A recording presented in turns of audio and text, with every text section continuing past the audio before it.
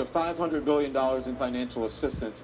What makes you qualified to determine how much is owed in reparations? Well, first of all, it's not $500 billion in financial assistance. It's $500 billion, $200 to $500 billion, payment of a debt that is owed. That is what reparations is.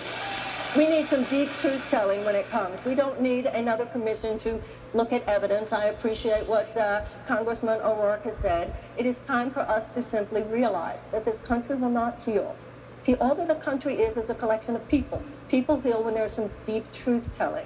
We need to recognize that when it comes to the economic gap between blacks and whites in America, it does come from a great injustice that has never been dealt with. That great injustice has had to do with the fact that there was 250 years of slavery, followed by another 100 years of domestic terrorism. What makes me qualified to say $200 to $500 billion? I'll tell you what makes me qualified. If you did the math of the 40 acres and a mule, given that there was 4 to 5 million slaves at the end of the Civil War, there were 4 to 5, and they were all promised 40 acres and a mule for every family of 4. If you did the math today, it would be trillions of dollars. And I believe that anything less than $100 billion is an insult, and I believe the $200 to $500 billion is politically feasible today because so many Americans realize there is an injustice that continues to form a toxicity underneath the surface, an emotional turbulence that only reparations will. Thank you very much. Senator Sanders.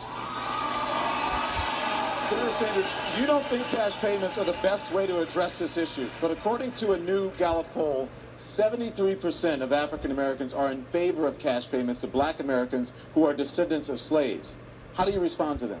Well, I respond to that by saying that I am supportive of Jim Clyburn's legislation, which is called 10-20-30.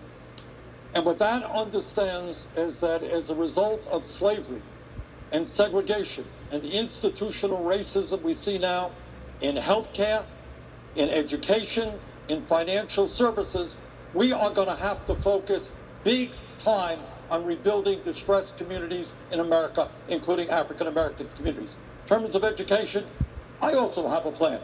It's called the Thurgood Marshall Plan, and it would focus on ending the growth of segregated schools in America. It would triple funding for Title I schools. It would make sure that teachers in this country earned at least $60,000 a year. Senator Sanders, thank you very much. The debate continues right after this short break.